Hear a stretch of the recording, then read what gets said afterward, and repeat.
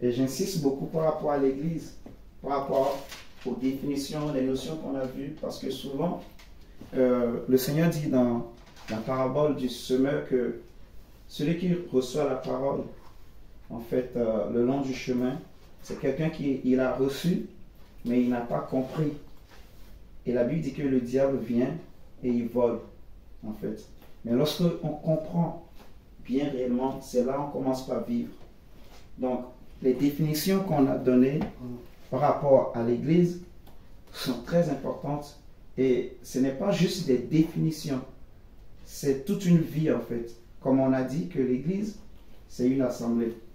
C'est un ensemble d'hommes et de femmes qui sont sortis du monde donc pour suivre Jésus. Comme le Seigneur dit que Dieu nous a délivrés du royaume des ténèbres et nous a transportés dans le royaume de lumière du Fils de son amour, Jésus-Christ. Ensuite, on avait dit que troisièmement, que l'Église, c'était la maison de Dieu. Non, le corps de Christ plutôt. On a dit c'est le corps de Christ. Quatrièmement, c'est la maison de Dieu. Cinquièmement, c'est la colonne de la vérité. Et sixièmement, l'appui de la vérité. Donc, l'Église, en tant que maison de Dieu, en tant que corps de Christ, ça veut dire que l'Église n'appartient pas à un homme. L'Église appartient à Jésus-Christ. Et en fait, aucun homme n'a le monopole de dire que telle personne va rentrer ou pas dans l'Église. C'est Dieu qui choisit. C'est Dieu qui attire. C'est Dieu qui décide. Il va utiliser des hommes. Il va passer par des hommes pour présenter l'Évangile. Comme par exemple l'évangéliste Philippe qui a prêché à l'unique Éthiopien sur le chemin. Dieu va dire, l'ange va dire à l'évangéliste Philippe, va sur tel chemin. Quand lui va arriver là-bas, l'Éthiopien était sur son char. Et l'ange va lui dire, le Saint-Esprit va lui dire, approche-toi du char, il va s'approcher, il va présenter l'évangile. L'Éthiopien, l'unique Éthiopien va dire, un ministre, c'était un ministre en fait, de la reine de Séba, non pas de reine de Séba, mais de la reine d'Éthiopie en tout cas. Je ne sais pas si la reine de Séba était encore en vie jusqu'à ce temps, non je ne pense pas. Parce que la reine de Séba c'était au temps de Salomon. Voilà. Donc, mais c'était un ministre d'Éthiopie. Donc c'était un dignitaire quoi. Et il va lui prêcher l'évangile, il a cru, ils se sont arrêtés quand ils ont vu de l'eau, et Philippe l'a baptisé. Dieu va prendre Philippe. Philippe va disparaître. Et l'Éthiopien, il a continué tout joyeux d'avoir reçu Jésus, donc d'être sauvé, tu vois. Et Dieu va l'orienter pour sa croissance après, auprès de qui il veut, pour qu'il grandisse, en fait. Donc c'est Dieu qui fait. Normalement, les âmes n'appartiennent pas à un homme, mais à Dieu. Donc, même si Dieu dit à quelqu'un, voilà, va et libère mon peuple, ou faire entrer mon peuple au ciel, ou forme-moi une armée de guerriers ou de guerrières, ces âmes-là n'appartiennent pas à cet homme, mais appartiennent à Jésus. Si on réfléchit bien, en fait, est-ce qu'un homme peut faire entrer un homme au ciel? Non. C'est Dieu qui fait rentrer les hommes au ciel, en fait. Donc, si Dieu dit, voilà, faire entrer mon peuple au ciel, ça veut dire simplement, en fait, montre-leur le chemin, en fait, pour rentrer au ciel. Mais moi-même, je dois me battre pour sauver mon âme, pour sauver ma vie. Je ne sais pas si on comprend. Donc, c'est très important de bien comprendre ces définitions-là, en fait. Donc, même ma femme aussi, j'insiste beaucoup pour que chacun de nous comprenne. Tu vois, et moi-même, et ma femme, et toi aussi, mon diable, et la sœur Karine aussi, que chacun de nous comprenne, en fait. Même si c'est mon frère que j'amène à Jésus, ce n'est pas parce que c'est au travers de moi qu'il est venu à Jésus que donc j'ai un droit sur sa vie. Je ne sais pas si vous comprenez. Je l'ai amené dans le Seigneur, il a connu Jésus. Je dois bien comprendre c'est quoi l'Église. Donc, je ne suis qu'un canal, un instrument. Mon travail s'arrête là. Paul dit que comme un sage architecte, j'ai posé les fondements. Il va dire que moi et Apollos, nous sommes ouvriers de Dieu auprès de vous. Celui qui fait croître, celui qui soutient la fondation, ce n'est ni Paul, ce n'est ni Apollos, ce n'est pas Paul ni Apollos qui est mort à la croix pour les hommes, mais c'est Jésus-Christ de Nazareth. C'est lui qui sauve. Vous comprenez? J'insiste beaucoup vraiment par rapport à ces définitions Et ensuite aussi, l'organisation dans les églises. On avait vu les trois types de lois qui sont dans les églises, que Dieu a établi comme il avait fait avec l'assemblée. Parce que quand on dit que nous sommes une assemblée, donc nous sommes comme les enfants d'Israël dans le désert.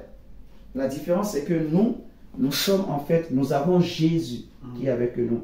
Et nous, le sang des bouquets de taureaux et des taureaux ne vient pas couvrir nos péchés, mais le sang de Jésus vient ôter le péché. Vous voyez la différence? Et nous sommes en fait un corps de Christ, nous sommes le corps de Christ, un peuple d'enfants de Dieu qui sont sanctifiés, qui sont justifiés, excusez-moi, qui sont lavés, sanctifiés par le Seigneur lui-même, par son sang qu'il a versé à la croix. Et Dieu a donné à chacun de nous son Saint-Esprit. En fait. Donc, quand on dit que nous sommes une assemblée, donc on doit se regarder l'assemblée dans le désert pour mieux comprendre comment l'assemblée va fonctionner. Et c'est là où on voit l'organisation.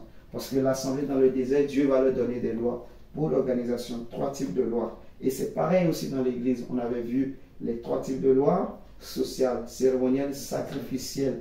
On a dit, on a vu, on a pris des textes qui nous parlent de ce type de lois. On a parlé aussi des dons dans les églises qui fonctionnent. Il n'y a pas que les 9 dons du Saint-Esprit qu'on connaît d'habitude. Donc, il y a des gens qui ont des dons, des occasions, l'édification, ainsi de suite.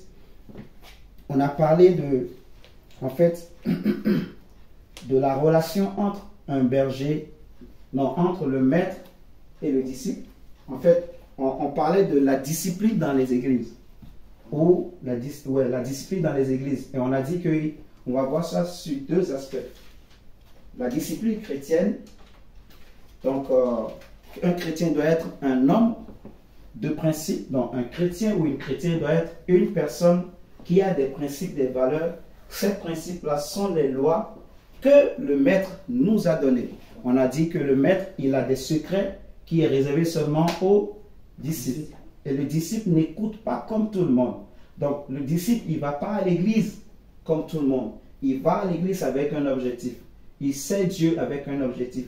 Il prie Dieu avec un objectif. Son objectif, c'est d'être comme le maître. Maintenant, nous allons voir aujourd'hui la relation entre le berger et la brebis, comme on avait dit la dernière fois. Comme ça, on va terminer cette série d'enseignements et on va continuer avec autre chose.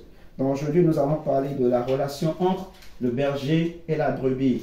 Et le thème, on va dire le thème de l'enseignement, ça va être « L'Éternel est mon berger ». L'Éternel est mon berger. On veut parler de la relation entre le berger et la brebis. Le thème, c'est « L'Éternel est mon berger ». On va prendre comme texte de base la relation entre le berger et la brebis. Le berger et la brebis. Vous allez comprendre avec moi que, en fait,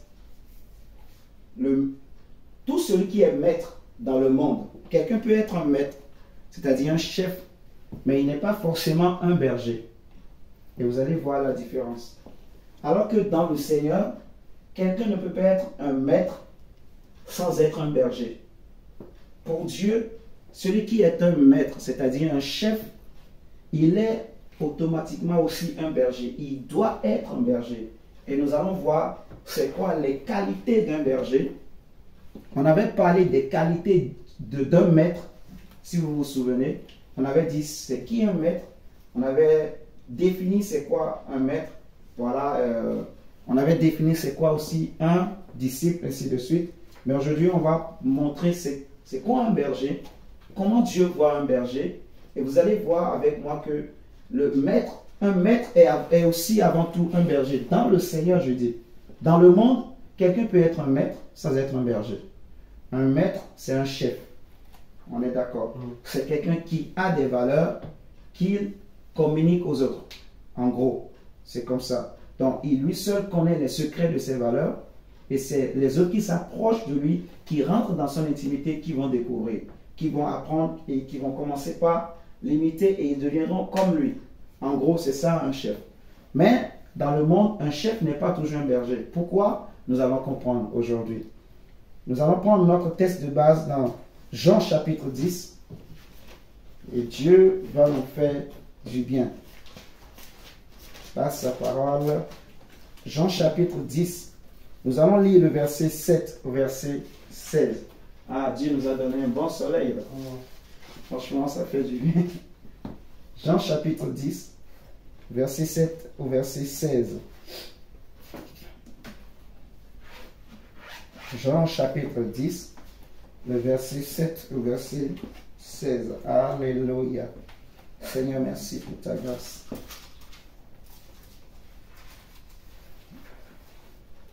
Si mon Dieu a approuvé, tu peux nous lire. Lisons la parole de Dieu dans Jean 10, 7 à 16. Amen. Jésus poursuivit, oui, je vous le déclare, c'est la vérité. Moi, je suis la porte, l'enclos de mon temps. Tous ceux qui sont venus avant moi sont des voleurs, des brigands, mais les moutons ne les ont pas écoutés. Moi, je suis la porte. Celui qui entre en passant par moi sera sauvé. Il pourra entrer et sortir, et il trouvera de la nourriture. Le voleur ne vient que pour voler, tuer et détruire.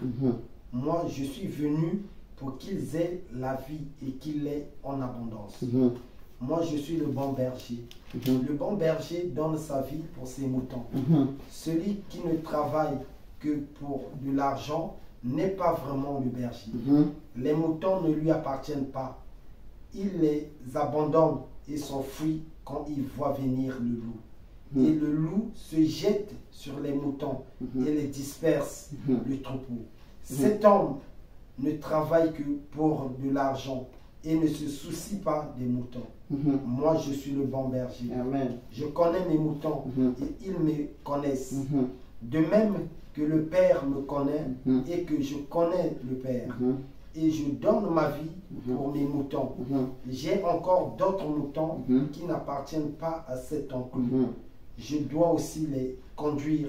Ils écouteront ma voix et ils deviendront un seul troupeau avec un seul berger. Amen. Amen. Merci Seigneur pour ta parole. Le Seigneur dit que, comme il avait déjà parlé au début, si on ne va pas lire, mais du verset 1 à 6, il avait dit des vérités. Les gens n'ont pas compris. Là maintenant, il va commencer par parler clairement, sans parabole, et il va dire, je suis la porte. Moi, Jésus, je suis la porte des brebis. J'avais déjà parlé de ça une fois, mais je vais revenir sur ça. Souvent, les bergers en Israël, en fait, si vous vous rappelez dans le test de... On va prendre ça tout à l'heure pour mieux comprendre ce que je veux dire. On va prendre ça. Jésus dit que je suis la porte des brebis. Ensuite, il dit que je suis le bon berger. Il va parler des brigands, des voleurs qui sont là pour égorger, détruire, pour voler. Il va parler aussi du mercenaire. Donc, celui qui vient, qui s'occupe des brebis, mais pour de l'argent, pour un intérêt. Vous comprenez? Donc, Jésus, il fait la différence entre un brigand, un voleur et un mercenaire. Un brigand et un voleur, c'est quelqu'un à qui n'appartient pas les brebis, mais qui vient pour s'accaparer les brebis, pour les emprisonner, pour les dominer, pour les détruire. Il a dit que le voleur ne vient que pour voler, égorger et détruire. Donc, il y a bien une différence entre le voleur et le brigand, ils sont pareils. Le mercenaire, lui, c'est que lui, c'est pour l'intérêt. Il est avec les brebis, mais c'est pour l'intérêt. C'est comme les vaches. Il va traire les vaches, il va avoir du lait. Je ne sais pas si vous comprenez. Donc, parce qu'il sait que les vaches vont lui donner du lait, il va rester avec les vaches. Je ne sais pas si on me suit. Donc, le mercenaire, il est avec les brebis parce qu'il y a du lait. Il est avec les brebis parce qu'il y a de l'intérêt. Il sait qu'il peut utiliser la peau des brebis pour faire des vêtements, pour vendre. Il sait qu'il peut avoir du lait avec les brebis.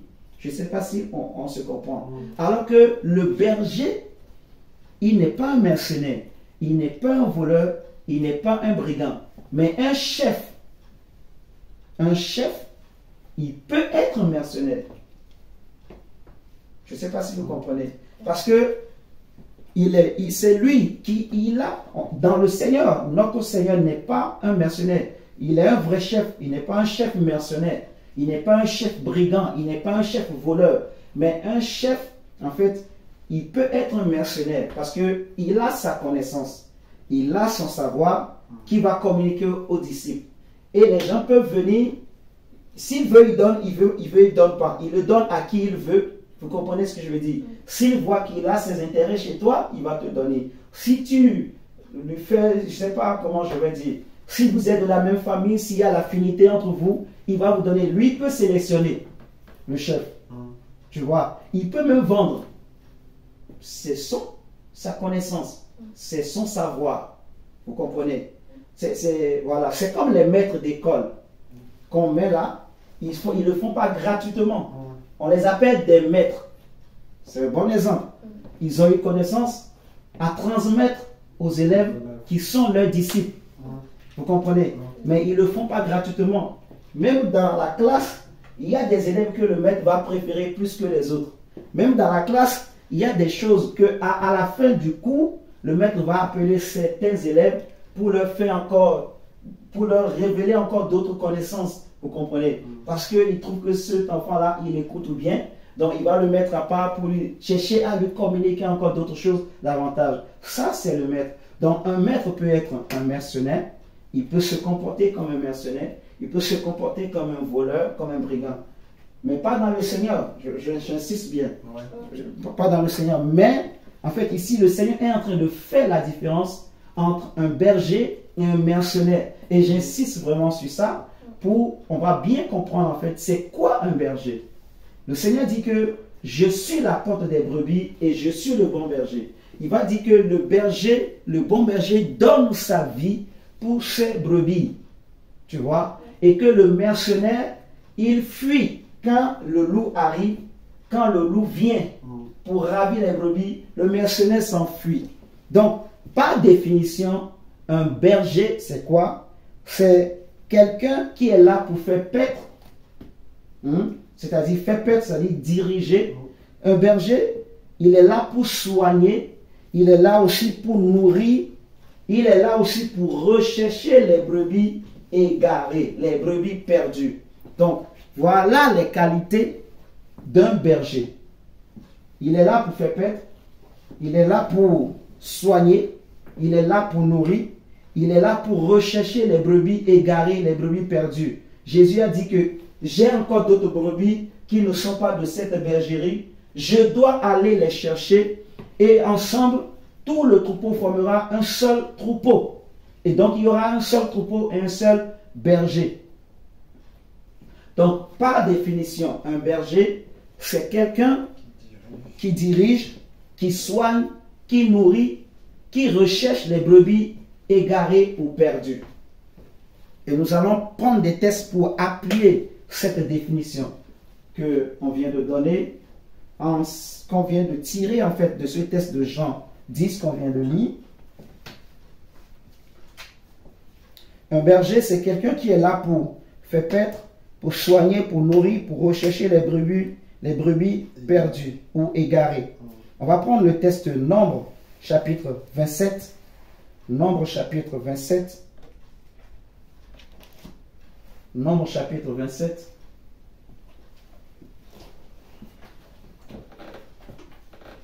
Le verset 12 à 18. Ici, c'est le Moïse qui parle. Le prophète Moïse. Nombre chapitre 27. Il était vers la fin de son ministère. Il va faire une prière à Dieu. Nombre chapitre 27, verset 12 à 18.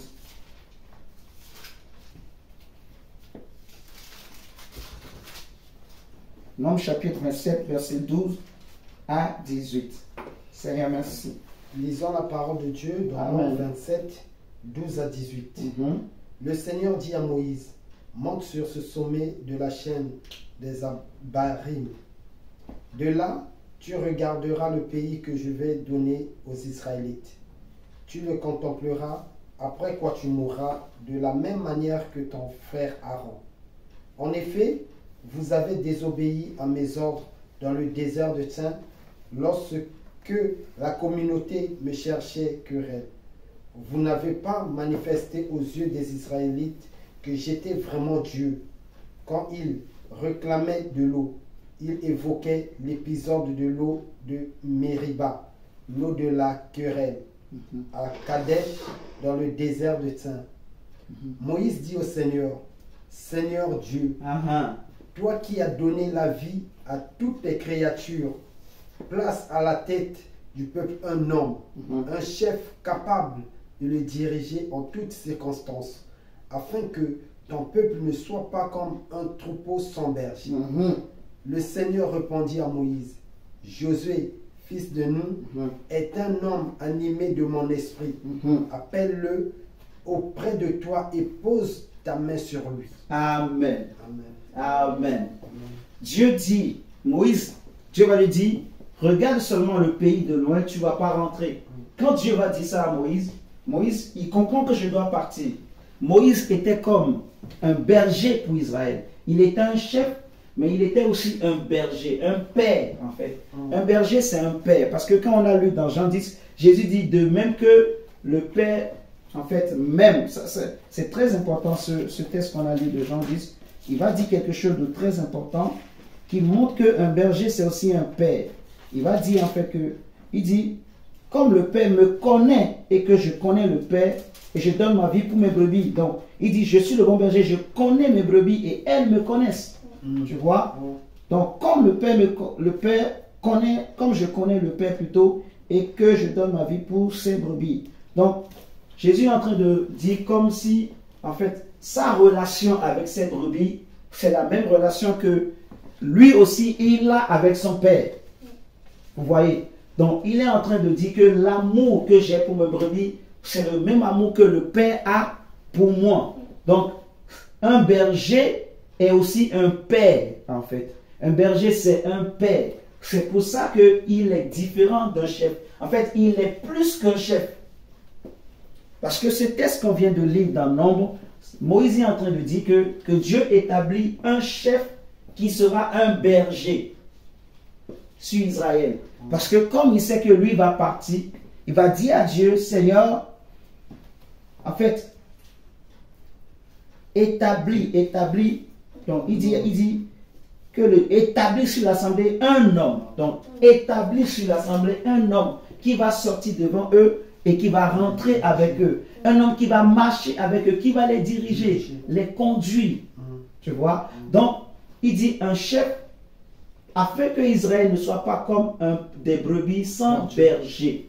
Tu vois? Ça veut dire qu'un berger est un chef. Un berger, il est un chef. En fait, il est plus qu'un chef. Ça veut dire qu'il y a une relation entre un berger et un chef. Et que dans la Bible, tout chef est un berger. Tout chef, tout maître est censé diriger, est censé paître, est censé prendre soin.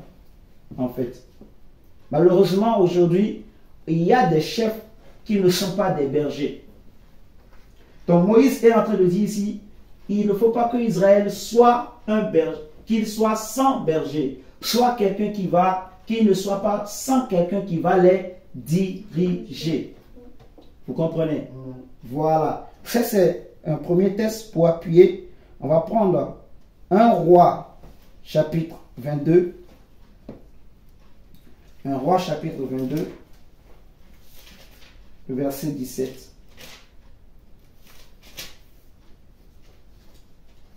Ici, c'est le prophète Michée qui parle.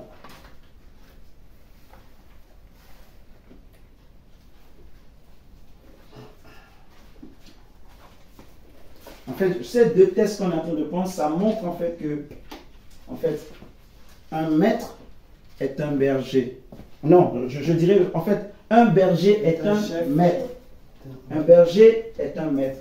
Mais tout maître n'est pas berger. Si j'avais un tableau, je vais écrire. Tout berger est un maître. Je ne sais pas si vous comprenez. Tout berger est un chef, est un maître. Mais tout maître n'est pas un berger. Donc, tout chrétien n'est pas disciple de Jésus, mais tout disciple est chrétien. Ça, c'est plus facile à comprendre. Parce qu'un chrétien n'est pas forcément quelqu'un qui suit réellement Jésus. Mais celui qui suit réellement Jésus, il est vraiment un vrai chrétien. En gros, c'est ça. Donc, tout berger est un chef, mais tout chef n'est pas un berger. C'est comme tout maître n'est pas un berger. Voilà, tout maître n'est pas un berger. C'est ça. Mais tout berger est un maître. Donc, dans tout ça, c'est le berger qui est au-dessus. Voilà. Donc, c'est pour ça on dit que dans le Seigneur, Dieu ne cherche pas des maîtres. Dieu cherche des bergers. Parce que Dieu est un berger, en fait. Et nous allons voir tout ça. Nous allons prendre des tests vraiment pour appuyer. Le Seigneur, il y a une colère de Dieu contre les faux bergers, contre les bergers qui dispersent, qui chassent les brebis de Dieu, contre les bergers qui profitent des brebis de Dieu. En fait, ceux qui ils se prennent pour des chefs, mais ils ne jouent pas le rôle de berger. Je ne sais pas si vous comprenez. Dieu ne cherche pas des chefs. Quand Dieu établit un homme, ce n'est pas pour jouer le rôle de chef. Non. C'est pour jouer le rôle de berger. Mais tout berger est d'office un chef. Vous comprenez? Mais si l'homme que Dieu établit, il s'arrête au niveau de chef, il a échoué. Il a oublié. En fait, il n'a pas compris ce que Dieu veut, ce que Dieu attend, en fait. Parce que dans les choses de Dieu, si tu as un chef, tu peux disperser les brebis. Tu peux les chasser. Je ne sais pas si vous comprenez. Tu peux être un mercenaire pour ces brebis. Mais Dieu ne veut pas que le chef soit un mercenaire. Dieu ne veut pas que le chef soit un voleur, un brigand. Je ne sais pas si vous comprenez. Donc Dieu veut qu'un chef soit un berger. Si je suis un berger, je vais aimer. Parce qu'il y a une relation d'amour. Comme on l'a dit, Jésus dit que je connais mes brebis comme le Père me connaît et que je connais le Père. Donc j'aime le Père m'aime. Donc il dit mes brebis connaissent ma voix. J'aime mes brebis m'aiment. Ils ne suivront pas un étranger.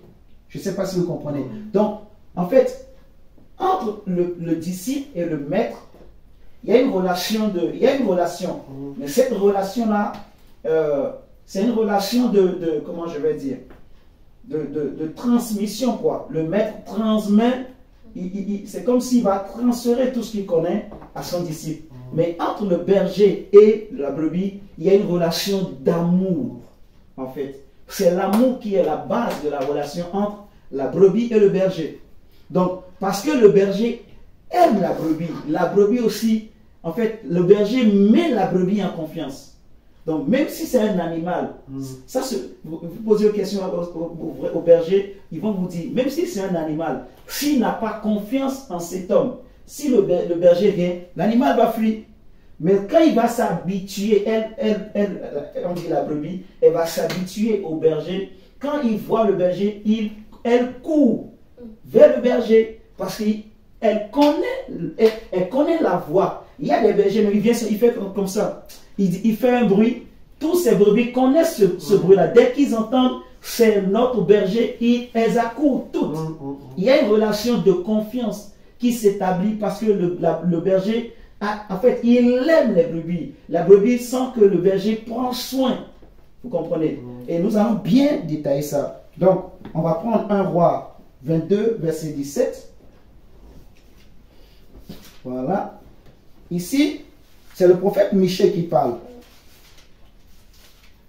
1 Roi chapitre 22, verset 17.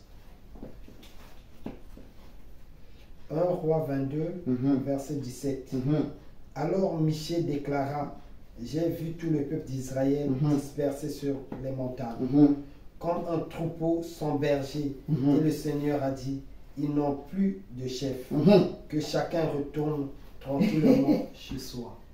Il dit, je vois Israël dispersé comme des brebis sans berger. Et Dieu dit, ils n'ont plus de chef, que chacun retourne dans sa maison. Alors qu'il y avait un roi qui était là. Il y avait un roi sur Israël. Mais spirituellement, aux yeux de Dieu, Israël était sans roi. Donc physiquement, il y avait un roi. Mais comme le roi là ne jouait pas le rôle de berger, pour Dieu, il n'est pas un vrai chef. Je ne sais pas si vous me comprenez. Donc, il y avait un roi sur Israël. Physiquement, les hommes ont établi un roi, mais Dieu ne voit pas de chef. Dieu ne voit pas de berger. Donc, le Seigneur dit qu'ils n'ont pas de chef. Donc, là, ce texte montre aussi que un berger est un chef. Vous comprenez? Parce que les brebis étaient sans berger et Dieu va dire qu'ils n'ont pas de chef. Donc, s'il y avait un berger, les brebis ne seraient pas dispersées et Dieu allait dire qu'ils ont quelqu'un pour les guider, pour prendre soin d'eux, pour les soigner, pour les nourrir, pour aller chercher ceux qui sont ou celles qui se sont égarés. Nous sommes d'accord? Oui. Voilà. Donc maintenant, on sait c'est quoi un berger. On connaît en fait les qualités d'un berger. On sait que tout berger est un maître, mais tout maître n'est pas un berger. Alléluia. Maintenant, on va prendre Ésaïe 40.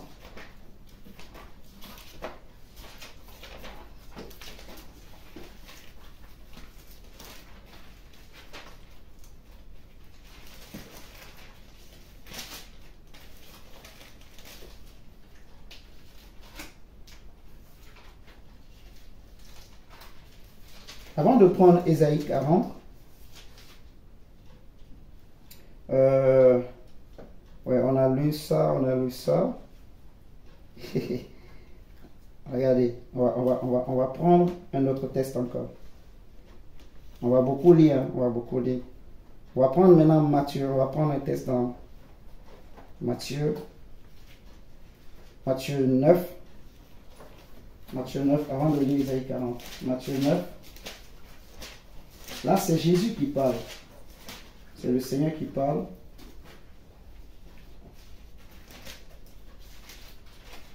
Matthieu chapitre 9, le verset 35 à 38. Ah, Dieu.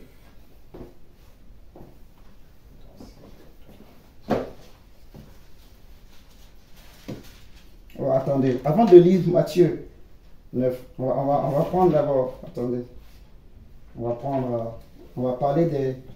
prendre Jérémie 23, prenons Jérémie 23, verset 1 à 4, plutôt, excusez-moi, Jérémie 23, verset 1 à 4.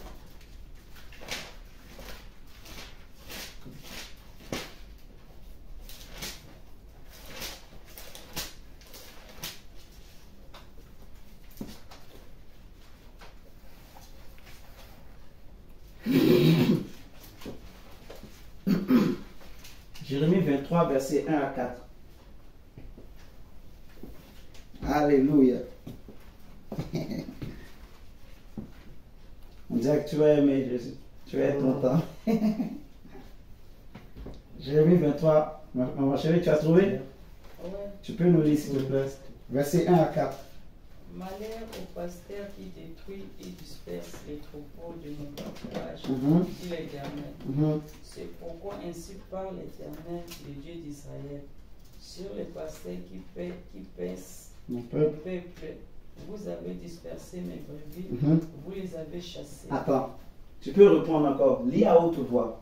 Il dit malheur aux pasteurs qui détruisent et dispersent les troupeaux de mon pâturage, dit l'Éternel. C'est pourquoi ainsi parle l'Éternel, le Dieu d'Israël, sur les pasteurs qui paissent mon peuple. Vous avez dispersé mes brebis, vous les avez chassés. Vous n'avez... Je ne sais pas si on est en train de... Dieu est en train... En fait, Dieu est un berger. Parce qu'un berger, c'est un père. Un berger ne peut pas voir une brebis souffrir et rester indifférent. Ce n'est pas possible. Mais un chef, il s'en fout. Tu es d'accord, vous comprenez? Un chef s'en fout si la brebis est en train de mourir. Il voit ses intérêts. Oui. Si un chef voit un loup venir, il va fuir. Il est un mercenaire. Mais quand le berger voit, David dit, oui, David a dit à Saül, on va voir tout ça. Il dit, Quand je paissais les brebis de mon père, quand un lion ou un loup venait pour prendre l'une des brebis, je courais derrière lui pour lui arracher la brebis. Si le lion ou loup se dressait contre moi, il dit, je le frappais et je le tuais. Tu vois, ça c'est un bon berger. David n'était pas un mercenaire. David n'a pas dit, oh non, ce sont les brebis de mon père, je m'en fous. Non, il avait conscience de son rôle par rapport à ses brebis. Il avait conscience de la confiance que les brebis avaient en lui.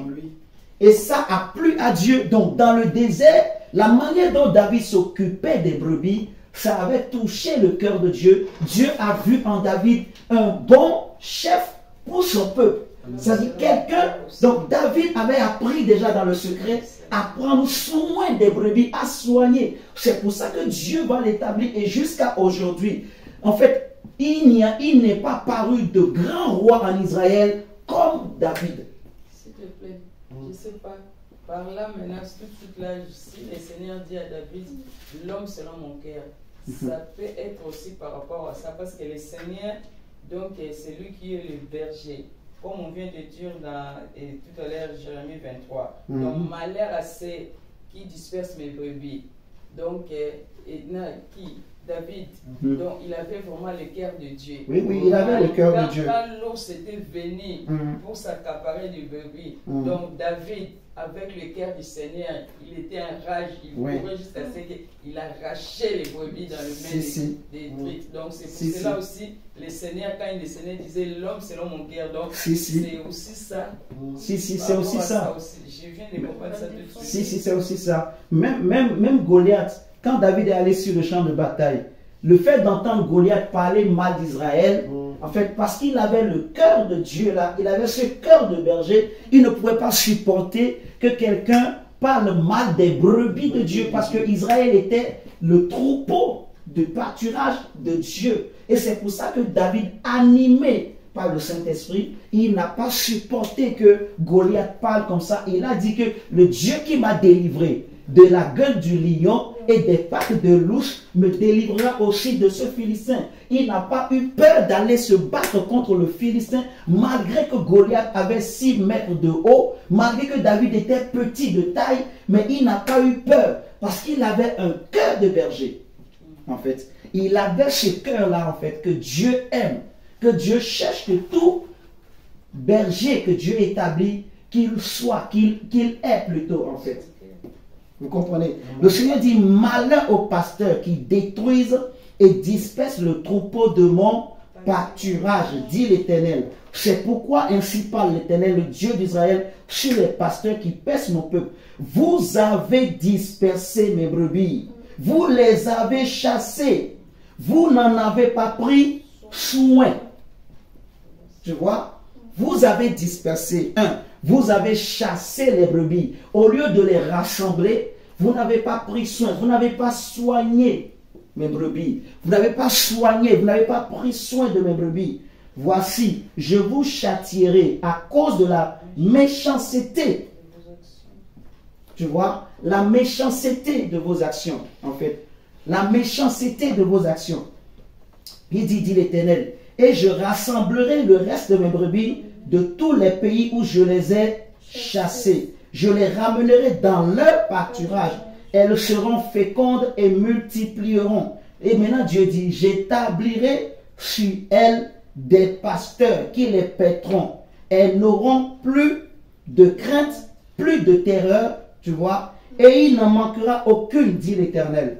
Tu vois, parce que les brebis vivaient dans la peur.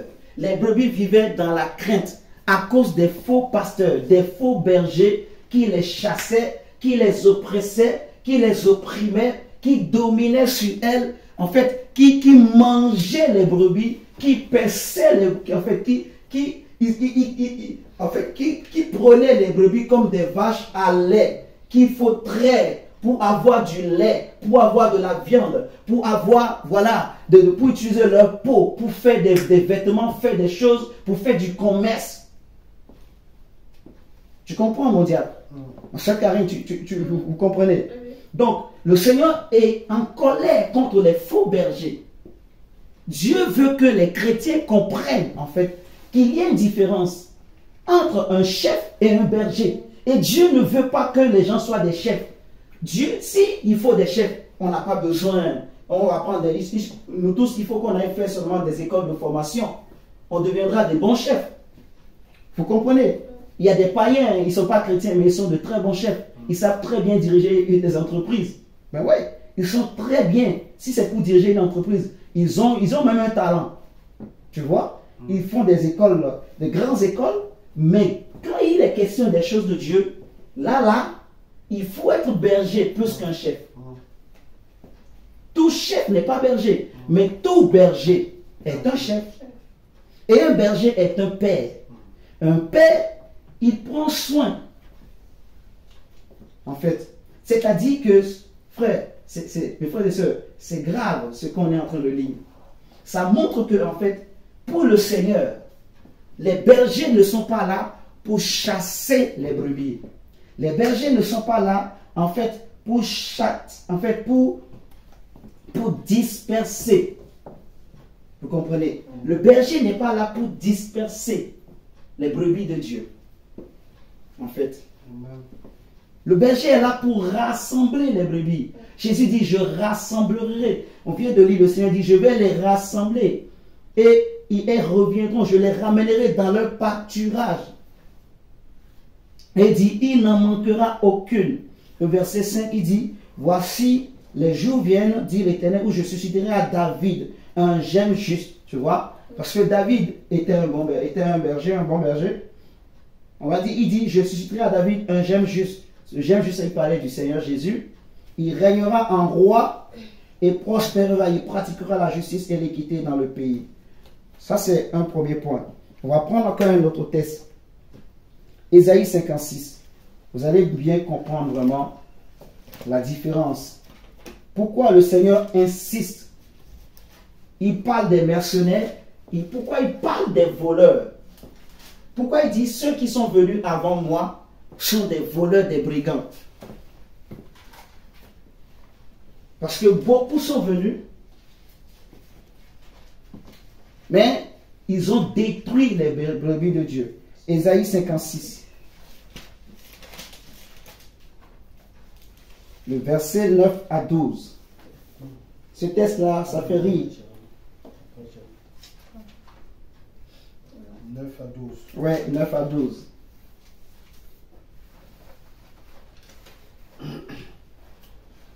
Disons, Amen. vous toutes, bêtes des champs, venez pour manger. Vous toutes, bêtes de la forêt. Ces gardiens sont tous aveugles. Là, continue mon Dieu. Sans intelligence.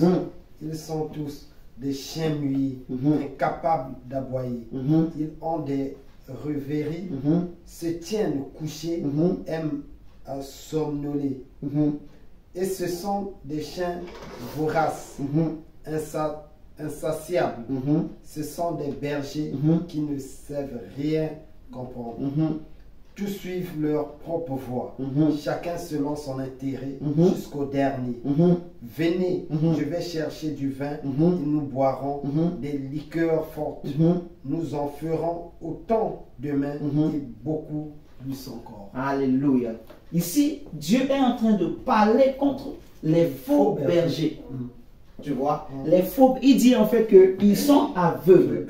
Ce sont des gardiens, parce qu'un berger est censé protéger. Tout à l'heure, je voulais dire en Israël, les bergers, qu'est-ce que les bergers font en Israël dans le temps? En fait, quand la nuit venait, il y avait un grand troupeau et on rassemblait tous les brebis dans comment on appelle, dans l'enclos. Voilà. Il y avait un enclos, on rassemblait tous les brebis dans l'enclos. C'est pour ça que Jésus dit que celui qui entre par la porte, c'est lui qui est le bon berger. Donc il y avait un enclos et il y avait une seule porte. Vous comprenez? Et il y avait un gardien qui était là, qui est censé veiller. Et donc tous les bergers dormaient là, autour de l'enclos. Par exemple, quand Jésus était né, dans Luc chapitre, on va prendre ça parallèlement. Dans Luc chapitre, je crois, 2, regardez ce que la Bible nous dit. Luc chapitre 2. Parallèlement, on a parlé des mages, des bergers qui étaient dans les champs. Je ne sais pas si vous vous souvenez, si ça vous parle. Pardon.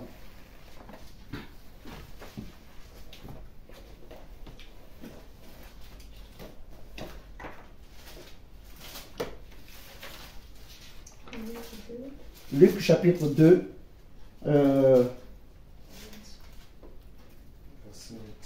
Verset 8. Voilà. Verset 8 à 9. Luc 2, 8 à 9. Il y avait dans cette même contrée des bergers qui passaient dans les champs, les veilles de la nuit pour garder leur troupeau. Pour faire quoi? Pour garder leur Pour troupeau. garder leur troupeau. Donc Jésus était né une nuit, en fait. Et comme c'était la nuit, les bergers avaient rassemblé leurs brebis, vous voyez, dans un enclos.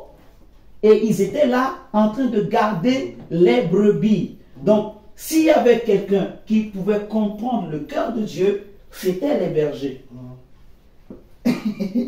Donc, c'est pour ça que Dieu s'est soucié d'aller leur annoncer qu'il y a le vrai berger. Il y a, je ne sais pas si... Il y a le grand, celui que la Bible appelle, on va le lire tout à l'heure, le grand pasteur, le souverain pasteur, le grand berger, le véritable berger qui vient de naître. Et il était né dans une étable comme les brebis. Donc, il y avait les bergers qui étaient là.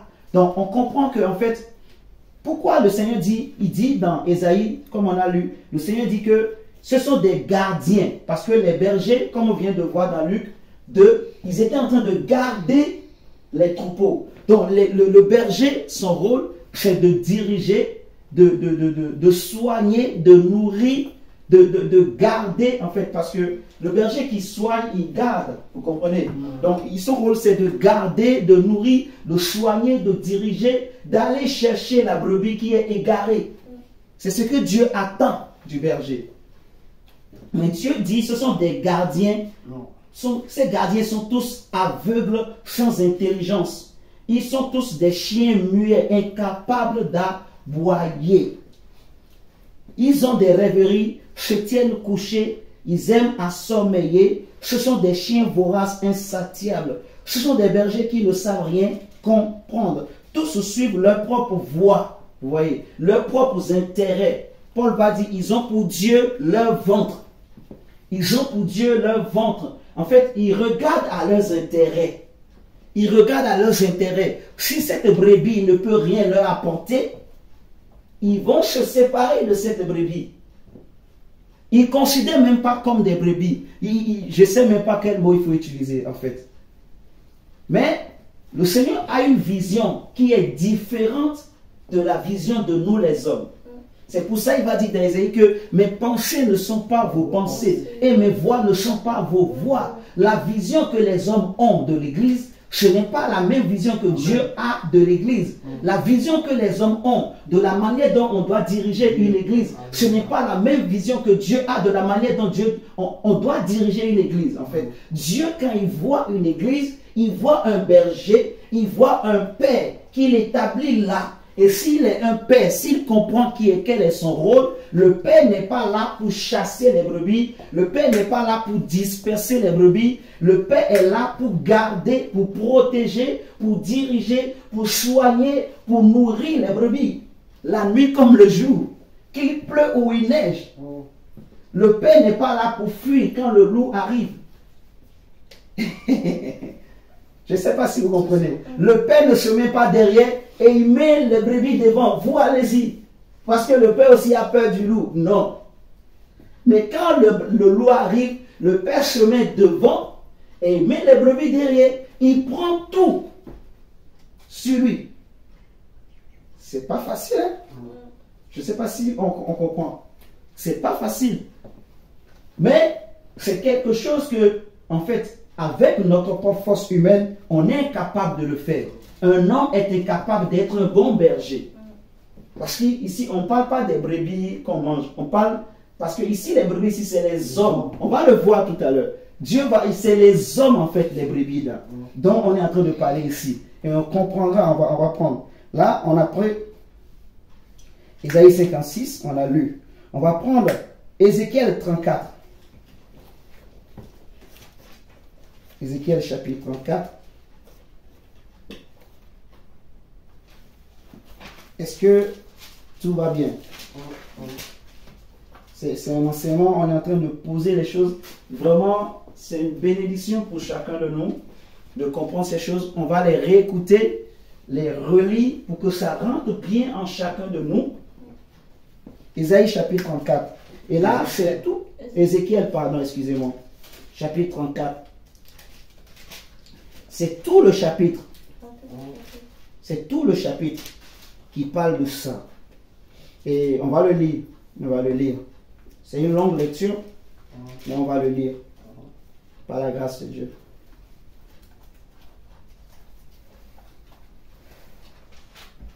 Lisons la parole de Dieu dans Ézéchiel 34. Amen. La parole de l'Éternel me fut adressée en ces mots. Fils de l'homme, prophétise contre les pasteurs d'Israël. Prophétise et dis-leur aux pasteurs. Ainsi parle le Seigneur, l'Éternel. Malheur aux pasteurs d'Israël qui se faisaient eux-mêmes. Les pasteurs ne devaient-ils pas paître les troupeaux? Vous avez mangé la graisse. Vous vous êtes vêtus avec la laine. C'est ce que je disais.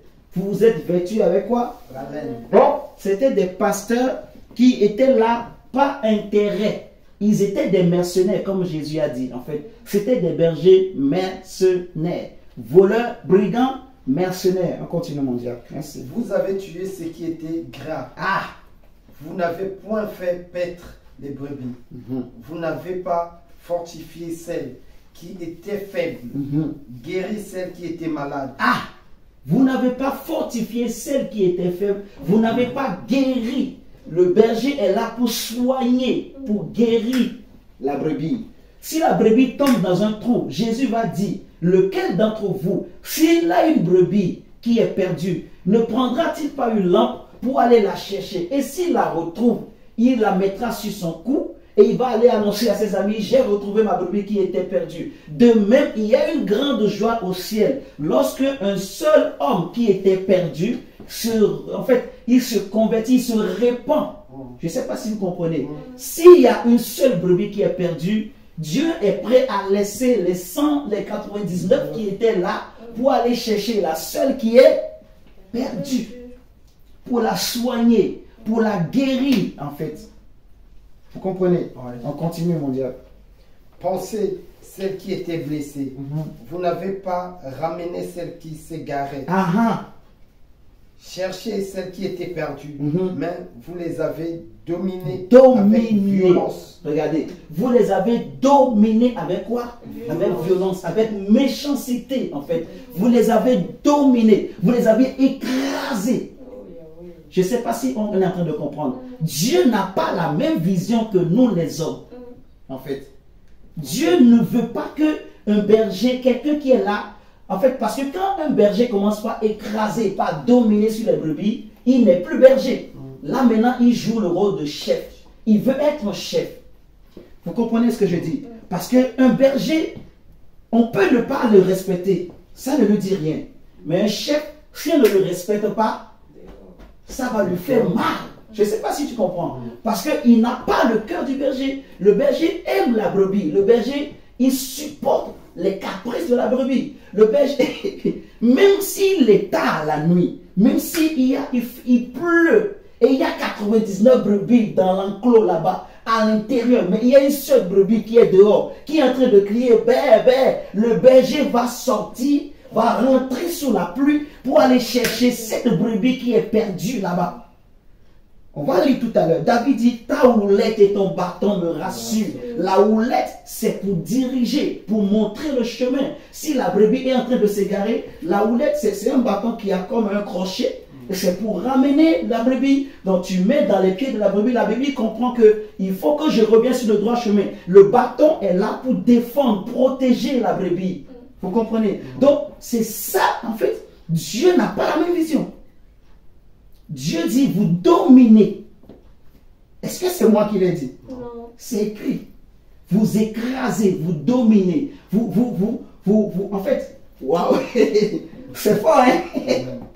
C'est fort. Il dit, je vais vous châtier à cause de votre méchanceté. On a lu ça tout à l'heure dans Jérémie. On continue, mon Dieu. Vous dominez. Vous les avez dominés avec violence et avec dureté. Oh Dieu. Elles se sont dispersées parce qu'elles n'avaient point de pasteur. Tu vois? Donc, à cause de la méchanceté du berger qui a dominé, écrasé les brebis se sont dispersées. Tu vois? Ils ont paniqué, ils étaient perdus, ils ne se sont pas sentis en sécurité, les brebis ont fui. Les brebis, ils ont commencé par chercher un berger. Ils s'étaient perdus, dispersés. Et il y en a beaucoup aujourd'hui, mes amis, qui sont dispersés dans le monde à cause des faux pasteurs, à cause de ces faux bergers. En fait, la Bible dit qu'ils viendront à vous en vêtements de brebis. Mais au-dedans de ce sont des loups ravisseurs. En fait, il y en a beaucoup qui se déguisent. En fait, peut-être que c'était des vrais bergers, mais aujourd'hui, ils prennent des vêtements de loups. En fait, ils ont l'apparence de bergers, mais au-dedans, ce sont des loups maintenant. Ils n'ont qu'une seule idée en tête, c'est de dominer sur les brebis. Oh my God! Ils n'ont qu'une seule idée en tête. Aujourd'hui, c'est profiter des brebis. C'est ça, en fait, tu vois? Ils ont commencé avec une bonne intention, mais aujourd'hui, il y a une autre intention qui est en train de les animer. Donc maintenant, ils sont en train de quitter l'étape de vrais bergers là, parce qu'ils sont fatigués d'être de vrais bergers. Ils veulent devenir maintenant des faux, mais ils ne se rendent pas compte en fait. Donc ils commencent par dominer, écraser. Ils commencent maintenant par avoir des idées comment faire pour profiter de ces brebis, pour soutirer de ces brebis. Tu comprends? Pour dominer, écraser. Comment faire traîner ces vaches-là pour avoir du lait? Comment arriver à trouver de la laine avec... Donc, tu vois, maintenant, ils commencent par avoir le cœur des faux bergers. Je ne sais pas si on est en train de comprendre. Et Dieu dit, parce qu'ils ont dominé, écrasé avec dureté. En fait, si c'était nous les hommes, on va comprendre. Je ne sais pas si vous comprenez. Mais là, c'est Dieu qui les dit. Dieu dit, vous les avez dominés avec dureté. Waouh! Vous avez regardé qu'à vous seul. Vous n'avez pas regardé à moi. Vous n'avez pas regardé à mon intérêt à moi. Vous avez regardé à votre intérêt. Parce que Dieu vous a mis là. Vous profitez de votre notoriété pour écraser les brebis. Et c'est ça ce que Dieu est en train de dire. Et c'est ça qui fait que le Seigneur est en colère contre ces faux bergers, ces faux pasteurs. Tu vois, c'est ça aujourd'hui. S'il y a beaucoup de gens qui meurent, qui vont en enfer, c'est à cause de ces faux pasteurs. S'il y a beaucoup de chrétiens, beaucoup de gens qui ne veulent plus croire, qui se demandent si Dieu existe toujours, c'est à cause de ces gens-là. Qui rentrent dans des maisons, qui détruisent, qui divisent les familles, qui violent les femmes. C'est à cause de ces gens-là, en fait. Mon diacre, on va continuer. Merci. Ok. Elles sont devenues la proie de toute bête. Elles se sont dispersées. Mon troupeau est errant sur toutes les montagnes et sur toutes les collines élevées. Mon troupeau est dispersé sur toute la face du pays. Nul n'en prend souci, nul ne les cherche. C'est pourquoi, pasteur, écoutez la parole de l'Éternel. Je suis vivant, dit le Seigneur, l'Éternel, parce que mes brebis sont au pillage et qu'elles sont devenues la proie de toutes les bêtes des champs, faute de pasteurs, parce que mes pasteurs ne prenaient aucun souci de mes brebis, qu'ils se paisaient eux-mêmes et ne faisaient point paître mes brebis. À cause de cela, pasteur, écoutez la parole de l'Éternel. Ainsi parle le Seigneur, l'Éternel. Voici, j'en veux au pasteur. J'en veux au pasteur. Je reprendrai mes brebis d'entre leurs mains. Ce n'est pas moi qui l'ai dit. Dieu dit, je reprendrai mes brebis d'entre leurs mains. S'ils ne changent pas, s'ils ne se répandent pas, s'ils ne reviennent pas à Dieu, Dieu dit, je reprendrai mes brebis Parce que les brebis n'appartiennent pas à un homme. Les brebis appartiennent à Dieu. Amen, amen. On continue, mon Dieu. Je reprendrai mes brebis. Pardon. Je reprendrai mes brebis d'entre leurs mains et ils ne se paîtront plus eux-mêmes. Je délivrerai mes brebis de leur bouche et elles ne seront plus pour eux une proie. Car ainsi parle le Seigneur, l'Éternel. Voici, j'aurai soin moi-même de mes brebis et j'en ferai la revue. Comme un pasteur inspecte son troupeau quand il est au milieu de ses brebis éparses, ainsi je ferai la revue de mes brebis et je les recueillerai de tous les lieux où elles ont été dispersées au jour des nuages et de l'obscurité. Je les retirerai d'entre le peuple, je les rassemblerai des diverses contrées et je les ramènerai dans leur pays. Je les ferai paître sur les montagnes d'Israël, le long des ruisseaux et dans tous les lieux habités du pays. Je les ferai paître dans un bon pâturage et leur demeure sera sur les montagnes élevées d'Israël. Là, elles reposeront dans un agréable asile et elles auront des gens et elles auront de gras pâturages sur les montagnes d'Israël. C'est moi qui ferai paître mes brebis, c'est moi qui les ferai reposer, dit le Seigneur. L'Éternel chercherait celle qui était perdue. Je ramènerai celle qui était égarée. Je penserai celle qui était blessée. Et je fortifierai celle qui est malade. Mais je détruirai celles qui sont grasses et vigoureuses. Je veux les paître avec justice. Amen. On va s'arrêter là, on va sauter. On va prendre le verset 28 au verset 31. Verset 28 au verset 31. Après, vous pouvez continuer la suite chez vous. Mais on va sauter, on prend du 28 au 31. Elles ne seront plus au pillage parmi les nations. Les bêtes de la terre ne les dévoreront plus. Elles habiteront en sécurité et il n'y aura personne pour les troubler. J'établirai pour elles une plantation qui aura du remords.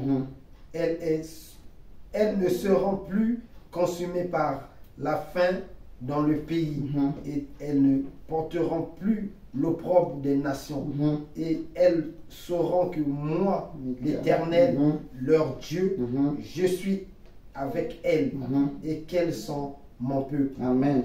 Elles, la maison d'Israël, dit le Seigneur l'Éternel. Amen. Et le verset 31 que j'aime. Vous, mes brebis, brebis de mon pâturage, vous êtes des hommes. Vous êtes des hommes. Donc il dit, vous mes brebis, brebis de mon pâturage, vous êtes des hommes. Moi je suis votre Dieu, dit le Seigneur l'Éternel. Donc les brebis sont des hommes. Ce n'est pas les brebis qu'on vend dans les abattoirs, c'est des hommes. Les brebis de Dieu sont des hommes. C'est pas ce que Joël vous ramène, ouais. Non. Ça, c'est les vrais maintenant. C'est les hommes. Des hommes pour qui Jésus-Christ est mort à la croix. En fait, Dieu nous voit comme des brebis. C'est-à-dire, parce que la brebis, en fait, si vous regardez, quand vous prenez un taureau, le taureau, il a des cornes. Le taureau, il est grand. Il sait se défendre. Vous comprenez? Mais la brebis, elle n'a pas de cornes. Elle est faible. Vous comprenez? Elle est faible. Pour courir même, elle ne peut pas trop. Elle court seulement, mais elle ne sait pas se défendre, la brebis. Elle n'a rien pour se défendre. Elle n'a rien pour se protéger contre les animaux féroces. Mais le taureau, lui, il a ses cornes. Si le lion vient, le taureau peut le résister. Il y a combien de buffles tuent les lions dans on voit les documentaires. Mais la brebis est faible. Tu vois? Et Dieu nous voit, faibles que nous sommes, pécheurs que nous sommes. tu vois, plein d'imperfections que nous sommes. Dieu voit cette faiblesse-là. Et c'est pour ça qu'il nous appelle ces brebis, tu vois, des êtres faibles, des hommes et des femmes faibles, mais que Dieu prend pour prendre soin. Dieu nous prend, il nous lave, il nous dépouille du péché, il nous malasse pour nous purifier, nous sanctifier, pour nous faire rentrer dans son royaume. Nous qui étions faibles, il nous rend forts par sa présence. Tu vois, quand le berger est là et il prend soin de la brebis, la brebis devient vigoureux parce que la brebis trouve des pâturages, il est nourri, on prend soin de lui, on le soigne. Il va être un bon point. Il se sent en sécurité. Vous comprenez? Donc, en fait, c'est pour ça que le Seigneur dit, j'en veux au berger. J'en veux à ces bergers-là qui dominent sur mon peuple, qui les chassent, qui les dispersent, qui les écrasent, qui utilisent les brebis pour leur profit. Ils utilisent leur peau pour faire de la laine, ainsi de suite. En fait, c'est écrit, mon frère. C'est écrit, mes amis. Dieu en veut à ses pasteurs. Dieu ne cherche pas des chefs, en fait. C'est bien d'être un chef, mais il faut être avant tout un berger. Tu vois, un berger. Parce que Dieu sait qu'un chef, il peut devenir un mercenaire. C'est pour ça que je disais au départ qu'un chef, il peut devenir mercenaire. Mais Dieu ne veut pas ça. Un chef peut devenir un brigand, un voleur. On a vu avec Israël. Il y avait des rois qui étaient là, mais Dieu dit qu'ils n'ont pas de berger. Dieu dit qu'ils n'ont pas de berger. Parce que les rois, ils pensaient qu'à son ventre, ils pensaient qu'à sa propre famille, ils pensaient qu'à ses intérêts. Tout ce qu'ils voulaient, c'est qu'Israël lui paye, je ne sais pas quoi, la dîme, les intérêts, tout ça, les impôts. Comme ça, lui, il va remplir sa poche. Il s'en fout des femmes qui sont en train de manger les enfants entre eux là-bas. Il s'en fout des hommes qui sont en train de tuer là-bas. Regardez même comment il s'appelle, Akab. Sa femme va le pousser à aller tuer cet homme innocent à cause d'un terrain. Un berger ne peut pas faire ça. Vous comprenez?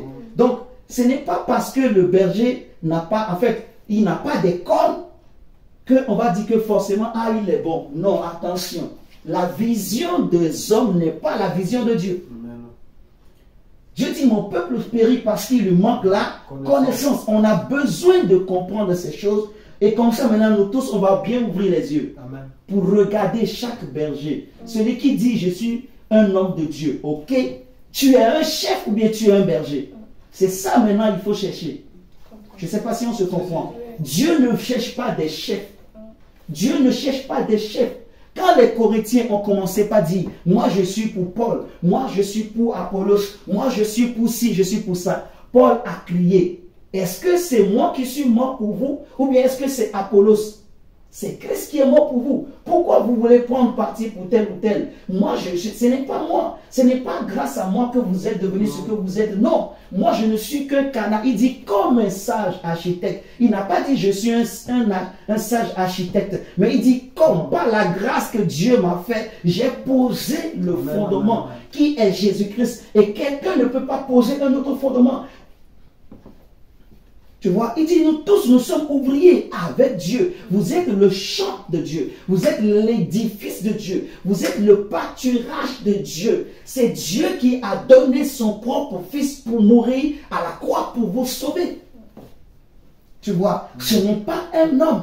Donc, nous, en tant que bergers, on n'a pas le droit de dominer sur les brebis, de les écraser, d'utiliser notre autorité que Dieu nous a donnée pour écraser, piétiner, pour dire aux âmes, c'est moi qui suis là, c'est moi qui suis chef, c'est moi que Dieu a établi, c'est mon église, c'est mon assemblée, on n'est pas là pour faire ça, en fait. Et c'est ça, en fait, que les chrétiens aujourd'hui ne comprennent pas, en fait. Au lieu de prêcher, en fait, ces genres de messages aux chrétiens, qui va ouvrir les yeux à chacun, pour que chacun sache que mon berger, c'est Jésus. Jésus a dit, je suis le bon berger. Parce que Dieu dit, à cause de ces faux bergers, je vais susciter moi-même un berger, mon berger à moi, un vrai berger, qui va venir pour donner le modèle de ce que doit être un vrai berger. Et ensuite, je vais m'établir moi-même d'autres bergers qui seront comme mon berger. Tu vois? Et Jésus est venu pour donner l'exemple, le modèle, pour nous montrer c'est quoi un berger. Pour que désormais nous aussi nous puissions l'imiter, être comme lui. Regardons comment les apôtres ont servi Jésus. Nulle part on a entendu des apôtres et chercher à écraser, dominer les gens. On n'a pas vu. Les gens étaient libres. Les gens pouvaient aller où ils voulaient. On a vu dans la Bible. Les gens pouvaient voyager comme ils voulaient. Les gens étaient libres.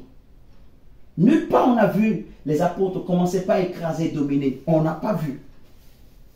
Regardez, quand Bar Jésus est venu voir Pierre, lui a donné l'argent. Vous dites, donne-moi aussi ce don, afin que les gens à qui je vais imposer les mains, qui aussi reçoivent le Saint-Esprit. Qu'est-ce que Pierre lui a dit? Que ton argent périsse avec toi. Car tu as cru que le don de Dieu, on peut l'acheter.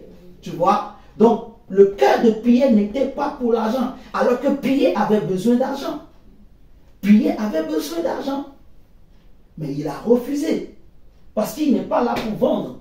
Il n'est pas là parce qu'il cherche des intérêts. Mais s'il regardait aux poches des âmes, et il va dire, waouh, il va prendre. Et il va imposer les mains et ça va marcher. Mais seulement en faisant ça, quelque chose va rentrer dans son cœur, la cupidité. Et son cœur va commencer par changer. Il va commencer maintenant par rechercher les intérêts. Il deviendra mercenaire. Il est dans l'œuvre de Dieu, mais c'est un berger mercenaire. C'est ça en fait. Il y a des bergers qui sont voleurs, brigands. Il y en a qui sont des mercenaires. En fait, c'est ça. Tu vois? Et c'est pas compliqué pour comprendre. Quand tu vois un homme de Dieu qui commence maintenant par, il veut trop parler d'argent. Il voit l'argent. Il voit les intérêts. Si toi, dès que, toi tu as un don là, ça va bien marcher. Et là, il commence par, c'est les intérêts. Donc là, il voit que ses intérêts en fait. Et ça, ce n'est pas bon. En fait, ce n'est pas bon. En fait. Donc, il y a un danger qui est là. La Bible dit que nous serons sévèrement jugés. Nous qui prêchons la parole de Dieu. Nous serons sévèrement jugés. Nous qui sommes là pour diriger les autres, pour leur montrer le chemin. Nous serons sévèrement jugés. Dieu dit que les hommes seront jugés sur la base de tout ce qu'ils auront dit, en bien ou en mal, tout ce que l'homme aura dit. Dieu va nous juger en détail, Dieu va juger. Ce que chacun a fait, Dieu va juger. Si une âme se perd à cause de nos fautes, Dieu va nous juger. À moins qu'on se repente, qu'on se réconcilie avec Dieu, qu'on prenne conscience de nos erreurs et qu'on se demande pardon à Dieu. Mais si on ne réalise pas, parce qu'il y a des choses, quand un homme de Dieu, quand il arrive à ce stade-là, c'est que des fois Dieu peut interpeller, mais il n'entend plus. Vous comprenez? Il n'entend plus, il n'entend plus, il n'entend plus, il n'entend plus. Le Seigneur va insister, insister, insister. Il n'entend plus, il n'entend plus. À un moment donné, si Dieu voit qu'il est allé trop loin, le Seigneur se retire. La grâce va être toujours là, excusez-moi, parce que Dieu ne se répand pas de ses dons et de ses talents. Mais Dieu s'est déjà retiré. Donc, il sera toujours pasteur, il sera toujours homme de Dieu. Il peut même prier pour les malades guérissent, tu vois. Mais Dieu s'est déjà retiré. En fait, je ne sais pas si vous me comprenez. Donc, c'est pas du jour au lendemain que ça s'arrive, mais c'est comme ça le Seigneur travaille, en fait. Dieu va interpeller par plusieurs choses. Maintenant, c'est à l'homme d'être sensible, en fait, au Saint-Esprit. C'est à l'homme d'être sensible, de se poser les vraies questions, en fait. De se poser les vraies questions pour chercher à comprendre qu'est-ce que Dieu veut me dire au travers de ces choses. Pourquoi ces choses m'arrivent? Mais si on ne se pose pas ces questions, on ne comprendra pas, en fait. Je ne sais pas si vous me comprenez. Donc, on voit là qu'il y a une colère de Dieu. On voit que Dieu fait bien la différence entre le berger et le maître. Tu vois, Dieu ne veut pas seulement qu'il y ait des maîtres. Ok, tout disciple accompli sera comme son maître. Mais le maître ne doit pas rester maître. Il doit être un berger. Je ne sais pas si on est d'accord. Voilà. Maintenant, on va continuer. Le Seigneur dit ceci.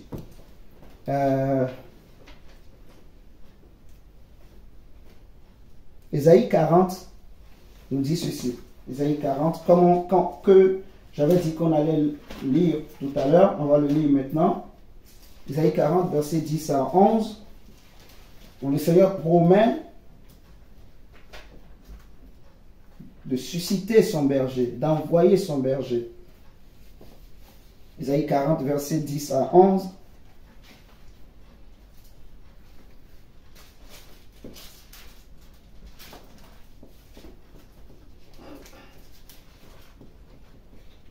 Ésaïe 40, 10 à 11. Voici le Seigneur, l'Éternel vient avec puissance, et dans son bras, il commande.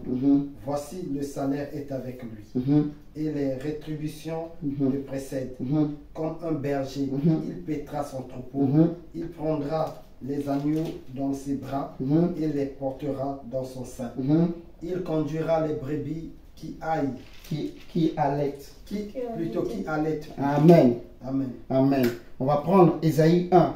Toujours Ésaïe chapitre 1, le verset 2 à 6. Ésaïe chapitre 1, le verset 2 à 6. Là, le Seigneur va parler de ces brebis qui sont malades. Tu vois, qui ont besoin d'être guéris. Là, on vient de lire Ésaïe 40 où le Seigneur promet de venir lui-même prendre soin de ces brebis, de venir les diriger, les conduire pour qu'ils trouvent de verts pâturages. Maintenant, Dieu ici, dans Ésaïe 1, il va dire en fait, Ésaïe chapitre 1, le verset 2 à 6. Ésaïe 1, 2 à 6. Non, attends, on va lire plutôt à partir du verset 5 à 6 plutôt. 5 à 6. On va sauter le verset, pas grave. 5 à 6. 5 à 6. Quel châtiment nouveau vous infligez quand vous multipliez vos révoltes? La tête entière est malade. La tête entière est malade. Et tout le cœur est souffrant. De la plante du pied jusqu'à la tête, rien n'est en bon état.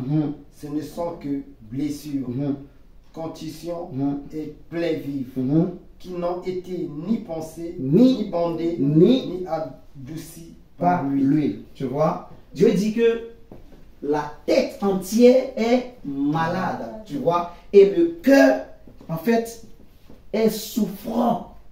De la plante du pied jusqu'au, en fait, à la tête, rien n'est en bon état. Ce ne sont que blessures, contusions et plaies vives. Et ce qui est grave, Dieu dit que ces plaies-là, ces blessures-là n'ont pas été, en fait, pensées, bandées, adoucies, guéries. Donc, en fait, toujours, c'est le même souci. Dieu voit la souffrance, Dieu voit les difficultés de son peuple, Dieu voit les problèmes de ses brebis, Dieu voit combien le péché, combien l'ennemi est en train de détruire son troupeau. Mais quand il se retourne pour chercher un berger qui est censé, en fait, guérir ses âmes, qui est censé guérir ce cœur qui est souffrant, qui est censé guérir cette tête, qui est censé penser, adoucir.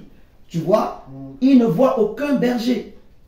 Nous connaissons cette parabole de Jésus sur, en fait, le bon samaritain. Tu vois, le bon samaritain. La Bible dit qu'il y avait un homme qui revenait, en fait, de Jérusalem. Il était allé à Jérusalem. Jérusalem qui est l'image. En fait, quand on parle de Jérusalem, on voit le temple. Donc, on se dit que le monsieur, certainement, il était allé adorer Dieu à Jérusalem. Et il retournait chez lui. Mais il va être intercepté par des brigands. Des brigands qui vont le rouer de coups, vont le blesser de la tête jusqu'au pied ou du pied jusqu'à la tête. La Bible dit que la tête entière est blessée et est souffrant. La Bible dit que le cœur est souffrant. Ce brigand, il souffrait. La Bible dit que les brigands ce Samaritain plutôt était souffrant. Et les brigands vont le laisser à demi-mort. À demi-mort. Il avait besoin d'être soigné. Il avait besoin de quelqu'un pour venir bander ses plaies. Vous me comprenez? Il avait besoin de quelqu'un pour venir verser de l'huile dans ses plaies, pour qu'il vive, pour qu'il ait la vie, pour qu'il soit sauvé. Il criait, il pouvait peut-être pas, il pourrait même plus parler, il pourrait peut-être plus parler. Mais quand quelqu'un passe à côté, si quelqu'un avait le cœur d'un berger, en le voyant, il peut sentir le cri que ce malade qui est à terre là, que les brigands ont roué de coups, le cri qu'il est en train de pousser, le cri de détresse. Combien d'hommes et de femmes, mes frères et sœurs, aujourd'hui, ils sont comme ce Samaritain, qui sont à terre, qui sont en train de crier, comme Dieu cherche des bergers, des gens qui vont venir adoucir, verser de l'huile dans les plaies de ces malades. La Bible nous dit, il y avait un souverain, un sacrificateur qui revenait du temple, qui est passé par là. Mais il a vu le malade. Il n'a pas fait cas du malade. Il n'a pas regardé le malade. Pourquoi? Parce qu'il a regardé à son titre. Il a regardé à son vêtement. Parce qu'il avait un vêtement sacerdotal. Parce qu'il était bien habillé. Il n'a pas voulu se salir. Parce qu'il voyait que le monsieur était dans le sang. S'il mettait sa main dedans, mon diable, il allait salir ses vêtements. Je ne sais pas si on comprend la douleur du cœur de Dieu. Cet homme était là, couché. Mais le sacrificateur, il est passé. Il n'a pas regardé. Donc Dieu regarde. Le sacrificateur qui est censé soigner, qui est censé guérir, qui est censé être un berger, il est passé à côté. Tu vois, mon Dieu. Le Lévite aussi est passé, qui est censé être dépositaire de la loi. Lui aussi, il est passé. Parce qu'ils ont regardé à leur titre. Ils ont regardé à leurs vêtements. Ils ont regardé qu'est-ce que les gens vont dire. Tu vois? Qu'est-ce que les gens vont dire? Regardez ce qu'ils ont dit à Jésus. Parce que Jésus est rentré chez des publicains, ils vont commencer par se moquer de Jésus. Mais comment toi tu peux rentrer chez des publicains? Et c'est là Jésus va leur dire, ce n'est pas ceux qui se portent bien qui ont besoin de médecins, mais ce sont, oh, j'aime le cœur de Jésus, j'aime le cœur de cet homme, j'aime les paroles de Jésus, Jésus ne réfléchit pas. Il dit, ma nourriture, c'est de faire la volonté de celui qui m'a envoyé. Ma nourriture, c'est de faire ce que celui qui m'a envoyé veut. Alléluia. Jésus n'a pas regardé que c'était des brigands. Jésus n'a pas regardé que c'était un pécheur. Jésus n'a pas regardé que c'était un douanier. Non, mais il a dit, Zachée, descends. Aujourd'hui, j'irai dans ta maison. Mais si c'était un sacrificateur, si c'était un lévite, il allait se dire, si jamais je rentre chez lui, les autres sacrificateurs vont se moquer de moi. Les autres lévites vont se moquer de moi. Qu'est-ce que le peuple va dire de moi? Parce qu'il regarde qu'à son titre. Parce qu'il regarde à son titre. Frère, si nous ne commençons pas à regarder ce que les gens vont dire de nous, nous n'allons pas servir Dieu. Je ne sais pas si on me comprend. Celui qui veut plaire à Dieu, celui qui veut être agréable à Dieu, il ferme ses oreilles à ce que les gens disent. Mais il fixe ses regards sur Jésus-Christ de Nazareth, qui est le modèle par excellence, qui est la parole par excellence. Tout le monde est passé, mais personne n'a pu aider cet homme qui était par terre. Mais la Bible nous dit qu'il y avait un Samaritain. Tu vois? Un Samaritain qui passait par là. Il passait simplement par là. Ce n'était pas son devoir, ce n'était pas son rôle, ce n'était pas son travail de s'arrêter. Il n'était pas mandaté pour ça. Il n'avait pas reçu l'onction pour le faire. Et Dieu ne l'avait pas choisi devant les hommes pour le faire. Ou je dirais plutôt, il n'était pas établi par les hommes pour venir au secours des gens qui sont malades, pour venir panser les blessures. Donc, je comprends par là prophétiquement que, parce que les vrais bergers, parce que ceux qui sont normalement appelés, ils commencent pas échouer à leur mission. Dieu commence par prendre des choses viles. Dieu commence par prendre des choses que les hommes négligent. Dieu commence par prendre des choses que le monde rejette. Ceux qui n'étaient pas appelés pour leur donner l'onction, pour les établir Oh my God. Amen, amen, amen. Cet homme qui n'était pas censé faire ces choses, mais il passe. La Bible dit, il fut ému de compassion. Il va s'arrêter, il va le prendre, le mettre sur sa monture, il va l'amener dans un hôtel, il va le soigner, il va verser de l'huile, comme il dit, Dieu dit, il dit, des blessures qui n'ont été ni pansées, ni bandées, ni adoucies par l'huile. Mais ce bon samaritain, ce que Dieu voulait qu'on fasse, il va le faire. Il va nettoyer les plaies du malade. Il va nettoyer ses blessures. Excusez-moi. Il va enlever toute la saleté qui était sur lui. Il va l'emmener dans un hôtel. Il va le poser, verser de l'huile dans ses plaies. Il va donner l'argent au gardien. Il va lui dire, prends soin de lui. Quand je reviendrai, je te payerai ce que tu vas dépenser de plus. Jésus va poser la question maintenant à ces grands pasteurs. Lequel d'entre les trois était quoi? Le bon berger. Non. Oui, le bon berger, ok. Mais c'était quoi la vraie question de Jésus? Parce que la parabole là, c'était sur quoi? C'est l'amour. Mon prochain, celui qui est mon prochain. Parce que c'était la question que le scribe avait posée à Jésus. Qui était alors mon prochain? Parce que Jésus a dit, voici le plus grand commandement. Tu aimeras le Seigneur ton Dieu de tout ton cœur, de toute ton âme, de toute ta force, et ton prochain comme toi-même. Alors on va lui demander ce qui est mon prochain. Et il va donner cette parabole. Mais on comprend en fait que mon prochain, c'est en fait celui qui a le cœur du berger. Je ne sais pas si tu comprends. Donc si je suis berger, je dois me dire que cet âme-là, il est comme moi. Lui et moi, nous sommes des âmes de Dieu. Je ne suis qu'un canal. J'ai reçu un mandat pour soigner. Dieu me donne les qualités pour soigner. Et si je suis disposé, comme cet homme, il y en a beaucoup qui sont dans ce cas, qui sont malades, qui ont besoin d'être guéris. Si nous sommes disposés, mes amis, vous et moi, Dieu va nous équiper pour ce travail. Je ne sais pas si vous comprenez. Maintenant, on va prendre ce texte de Matthieu 9 que je disais on va lire. Et maintenant, vous allez bien comprendre.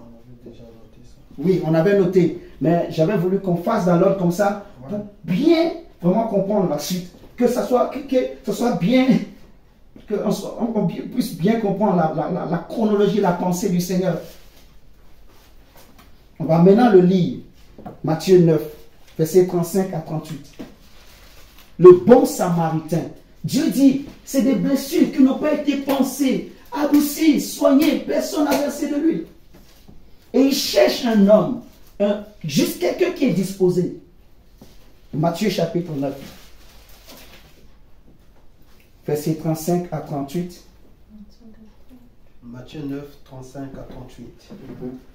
Jésus parcourait toutes les villes et les villages, enseignant dans les synagogues, prêchant la bonne nouvelle du royaume et guérissant toute maladie et toute infirmité. Voyant la foule, il fut ému de compassion pour elle, parce qu'elle était languissante et abattue, comme des brebis qui n'ont point de berger. Alors il dit à ses disciples, la moisson est grande, mais il y a peu d'ouvriers.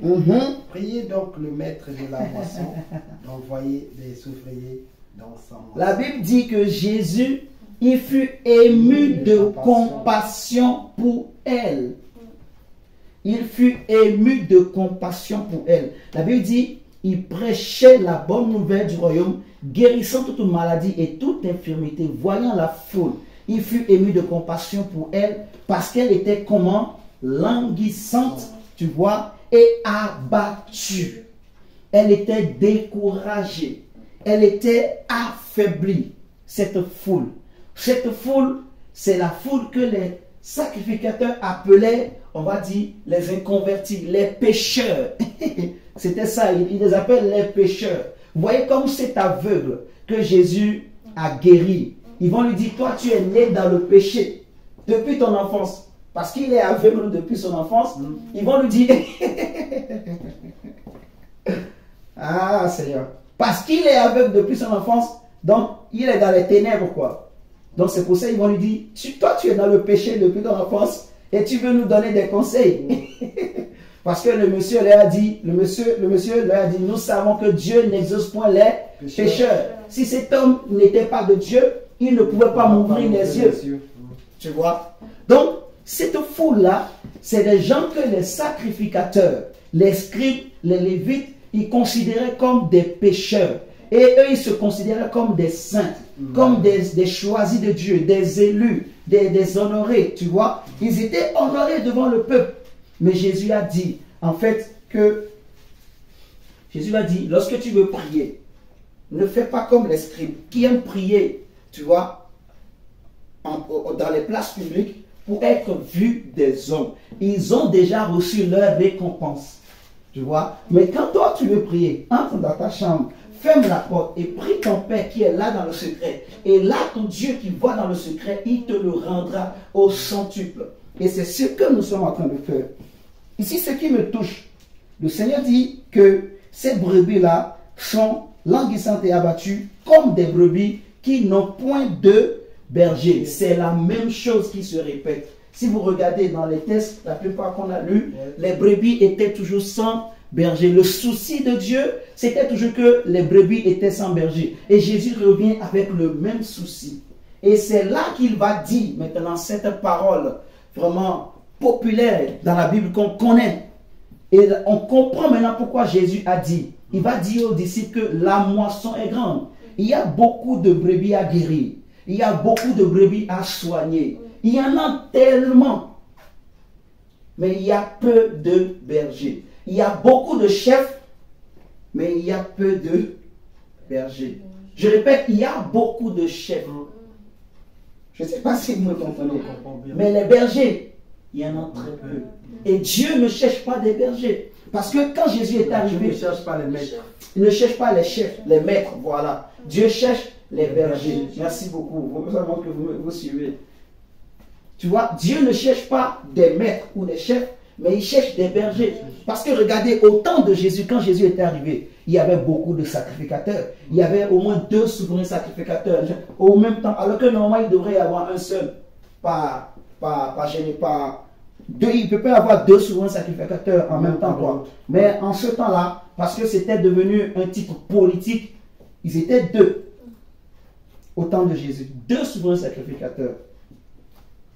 Il y avait beaucoup de scribes, beaucoup de lévites, beaucoup de sacrificateurs, beaucoup. Donc, si eux tous ils étaient des bergers, Jésus n'allait pas voir cette foule-là comme un peuple qui n'a pas de berger. Comme des brebis sans berger. Vous comprenez? Donc, ils étaient des chefs, mais ils n'étaient pas des bergers. Donc, Dieu ne cherche pas des chefs ou des maîtres, mais il cherche des bergers. C'est pour ça qu'il dit que la moisson est grande, mais il y a peu d'ouvriers. En fait, les vrais ouvriers, c'est les bergers.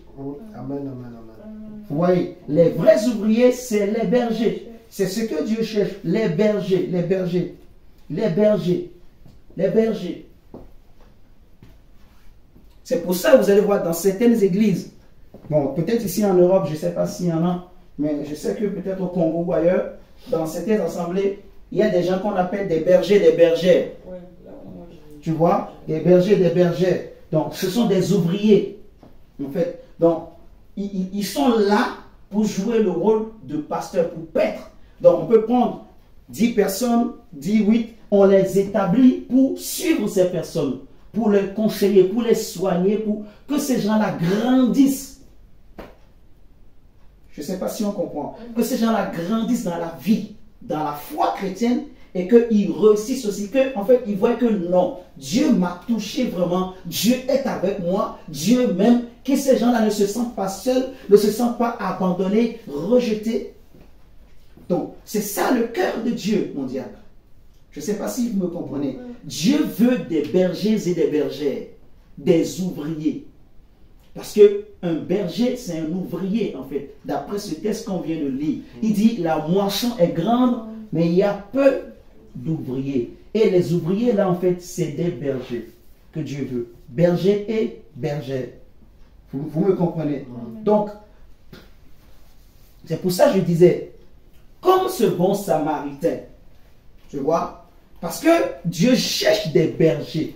Si nous sommes disposés pour aller soigner ces brebis, Dieu va équiper, Dieu va donner l'onction, Dieu va donner les capacités. Si nous avons le souci, je ne sais pas si vous comprenez, si nous avons, parce que nous comprenons maintenant ces choses, si ça devient notre souci, comme on vient de chanter, on a chanté tout à l'heure, tous ont besoin d'être aimés, tu vois, d'un amour de sauveur, espoir des nations, ainsi de suite, tu vois. Donc, il y en a beaucoup qui ont besoin. Même dans nos familles, il y en a qui cherchent Dieu. Il y en a qui ont besoin de Dieu. Dans le monde, il y en a beaucoup. Donc, si notre souci devient maintenant, Seigneur, qu'est-ce que je peux faire? Comment on peut faire pour organiser une croisade comme ça? Organiser un séminaire comme ça pour que des gens puissent être touchés? Comment on peut faire pour toucher des gens? Tu vois, je ne sais pas, des malades, des fous, je ne sais pas, de la jeunesse, tu vois, on commence par avoir ce souci. Donc, Seigneur, certainement il y a des gens qui sont en train de souffrir quelque part. Peut-être qu'il y a un homme, une femme qui est en train de souffrir quelque part. Seigneur, comment on peut faire pour aller prier pour ces gens? Peut-être qu'il y a quelqu'un qui est tourmenté quelque part par un démon. Il a besoin de quelqu'un pour venir prier pour lui. Il ne sait pas que par la prière, il peut être libéré. Mais moi, j'ai l'onction. Toi, tu as l'onction. Donc, si Dieu te met sur le chemin de ces personnes-là, tu peux prier, la personne va voir la main de Dieu, tu as soigné, tu as guéri. Tu vois, c'est ça le rôle du berger. On a vu les brebis, c'est des hommes. Tu vois, et quand Dieu dit qu'ils ont des plaies qui n'ont pas été bandées, tu vois, soignées ci de suite, ces plaies-là, en fait, il parle du cœur, il parle de la tête, il dit de la plante au pied jusqu'au sommet.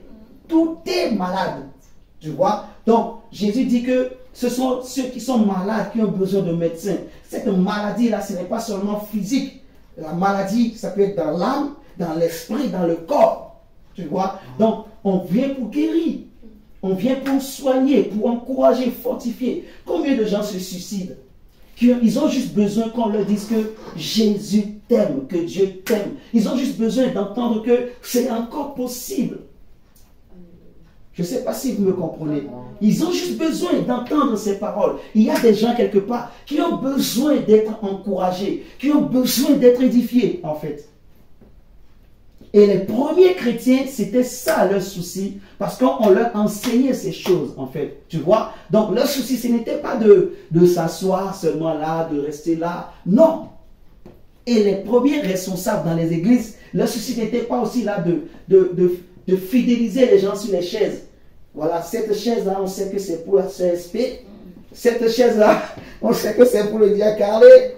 On sait que cette chaise-là, c'est pour le... c'est pour maman Karine. On sait que cette chaise-là, tu vois, il y a même son, je sais pas son, elle laisse même son oreiller là. On sait que c'est son emplacement. On sait, tu vois, il y a des pasteurs qui aiment ça. Donc, quand il voit les gens là, ça le rassure. Il est content. Il sait qu'il y a des âmes dans mon église. Oh, il va dire, la dîme va tomber. Ah, le loyer, on va réussir à payer. Il y a des calculs. Tu vois? Mais Dieu n'est pas dans tout ça, en fait. Seigneur, merci. On a pris Matthieu 9. Dans Marc chapitre 6, c'est la même chose, en fait. C'est la même chose qui est répétée. Marc chapitre 6, 32 à 34, c'est la même chose. Jésus va dire, la moisson est grande, mais il y a peu d'ouvriers. C'est la même chose, le Seigneur va reprendre. 32 à 34. Marc chapitre 6, 32 à 34. Et j'avais dit tout à l'heure en parlant de la brebis perdue. Donc, quand Jésus dit, si une brebis est perdue, il va laisser les 99 pour aller chercher celle qui est perdue. Ça, c'est dans Luc 15. Luc 15, verset 1 à 10. Vous pouvez le lire chez vous. Luc 15, verset 1 à 10. Luc 15, verset 1 à 10. C'est pour aller chercher les brebis perdues. Ouais, les brebis perdues. On peut le lire, on va peut-être pas tout lire. Luc 15, verset... on va lire verset 3 à 7 par exemple. depuis 15, verset 3 à 7. Mais vous pouvez lire tout de 15 à 10 chez vous.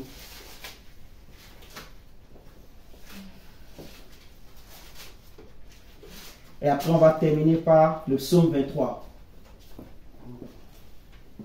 Et après, on va s'arrêter là. Le 15, 3 à 7. 3 à 7. Mais il leur dit cette parabole. Quel homme d'entre vous, s'il a 100 brebis, et qu'il en perde une, ne laisse les 99 autres dans le désert pour aller après celle qui est perdue, jusqu'à ce qu'il la trouve. Lorsqu'il l'a trouvée, il la met avec joie sur les épaules et se retourne à la maison. Il appelle ses amis et ses voisins et leur dit: réjouissez-vous avec moi, car j'ai trouvé ma brebis qui était perdue. De même, je vous le dis, il y aura plus de joie dans le ciel pour un seul pécheur qui se repent que pour 99 justes qui n'ont pas besoin de repentance. Vous voyez, donc c'est la même chose qu'il va répéter en parlant de la drachme perdue par une femme dans la suite. Donc on peut lire, vous pouvez lire ça chez vous. Mais on voit à travers ce texte que le Seigneur veut qu'on aille chercher ces brebis perdues, ces brebis qui sont égarées. Il ne faut pas les laisser, il ne faut pas les abandonner. Tu vois? Parce que comme on a lu dans Ézéchiel, quand les brebis sont dispersées, abandonnées comme ça, ils se perdent. Ils sont livrés, vous voyez, en pâturage aux brebis, aux loups et aux lions, aux bêtes féroces en fait. Ils deviennent la proie des bêtes féroces. Tu vois, parce qu'il n'y a plus de protection. Ils sont découragés, ils sont désemparés. Donc ces brebis-là peuvent mourir en fait. Donc Dieu veut qu'on aille chercher ces brebis perdues. Et le cœur de Dieu, on va dire le cœur d'un berger, c'est le cœur de Dieu. Comme on avait parlé tout à l'heure de David qui avait le cœur de Dieu. Donc le berger, c'est quelqu'un qui prend soin, qui dirige, qui soigne, qui nourrit, qui protège en fait, qui garde, qui dirige, qui va aussi chercher les brebis qui sont perdues, qui sont égarées. On est d'accord? Donc on va prendre maintenant le psaume 23. Le psaume 23 pour terminer. Et on va prier en grâce au Seigneur. On va demander au Seigneur de nous donner ce cœur-là de berger. On va dire: Seigneur, on ne veut pas être des mercenaires. On ne veut pas être des bergers mercenaires. Et c'est subtil, hein, mes amis. C'est très subtil, en fait. Facilement, quelqu'un peut devenir mercenaire sans s'en rendre compte. Quelqu'un peut, surtout mercenaire, là, il peut devenir rapidement sans s'en rendre compte, en fait. Voleur, brigand, tout ça. Mais mercenaire, c'est facile. C'est facile. Il peut devenir mercenaire sans s'en rendre compte. Parce que c'est l'amour de l'argent qui va rentrer dedans. Tu vois? Parce que tellement qu'on a besoin d'argent, l'amour de l'argent va rentrer, c'est facile. Parce qu'on commence à dire: mais comment ces hommes de Dieu, il y a beaucoup d'hommes de Dieu, ils ne travaillent pas, mais ils sont riches, millionnaires. Et moi aussi je peux. Combien de gens ils ont commencé une église? Parce qu'ils voyaient que les pasteurs s'enrichissent avec l'église. Du coup, ils aussi commencent l'église, commencent à prendre des dîmes, juste à cause de l'argent en fait. Il y a deux frères, ils se disent: ah, nous aussi on peut monter notre église pour l'argent. Tu vois, ça devient un business en fait. Donc, faisons attention. On va prier vraiment par rapport à tout ça. On va prendre le psaume 23. Le psaume 23. Oui. L'Éternel est mon berger, je ne manquerai de rien. Je ne manquerai de rien. Quand mon berger est là, je ne peux pas manquer de quelque chose. Pourquoi? Regardez le verset 2. Il me fait reposer dans les verts pâturages. Il me dirige près des eaux paisibles. Il restaure mon âme. Il restaure mon âme. Attends, je vais lire la version français courant. Mon Dieu, et tu vas regarder la... Ah, tu as ça aussi? Ouais. Ah, mais lis la version français courant. On va voir, parce que c'est dit autrement là. Ça, vous allez voir.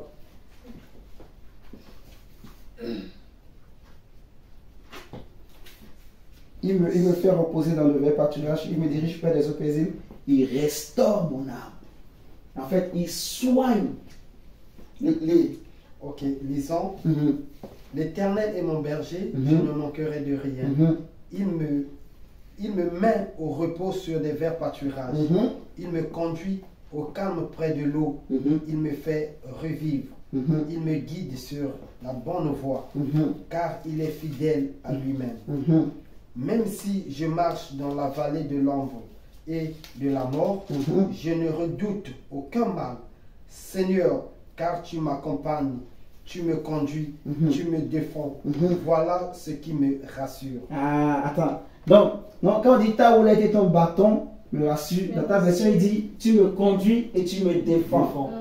Donc la houlette, c'est pour conduire et le bâton, c'est pour défendre. Animal arrive là-bas, voilà. Tu prends les bateaux là tu pour le les chasser, voilà. tu es en train de défendre voilà, la brebis, voilà. Mais la houlette, c'est pour diriger la brebis. Hein? C'est pour discipliner. Pour discipliner la brebis, voilà. On continue, madame. Tu me conduis, tu me défends, voilà. Voilà ce qui me rassure. Voilà ce qui me rassure. Hier, quand je lisais ça, ça m'a fait du bien.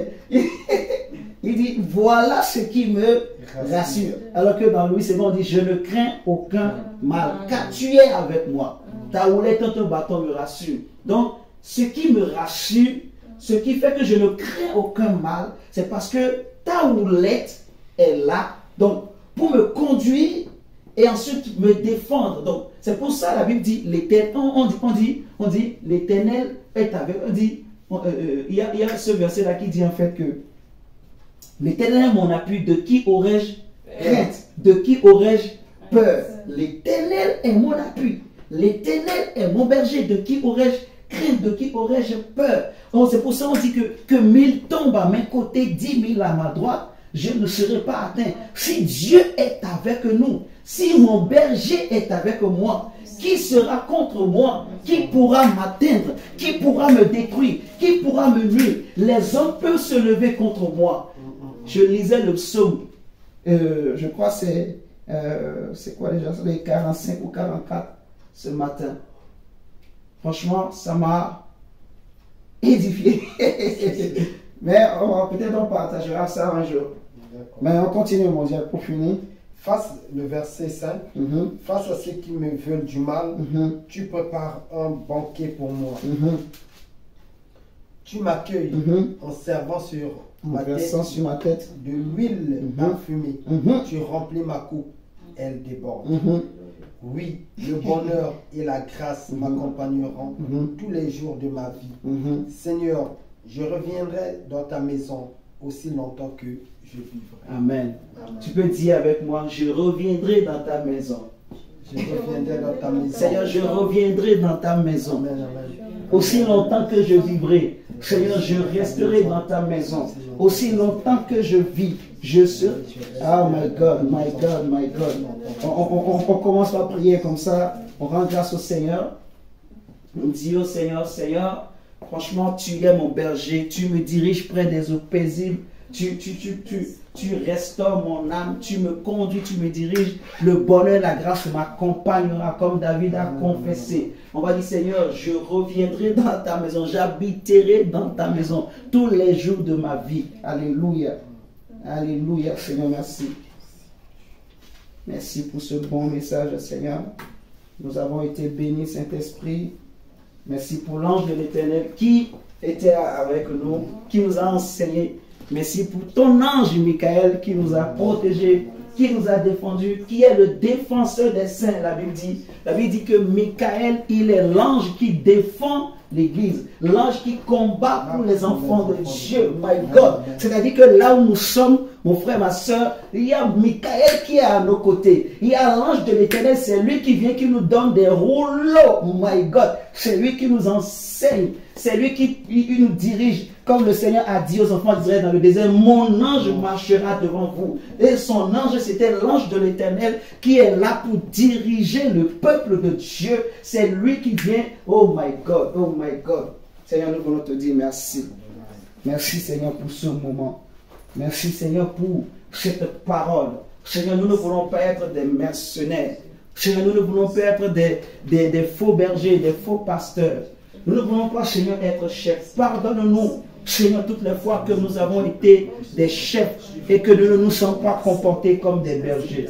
Seigneur, toutes les fois que, Seigneur Dieu, je ne me suis pas comporté moi-même, oh Seigneur Dieu, comme un berger. Seigneur, pardonne.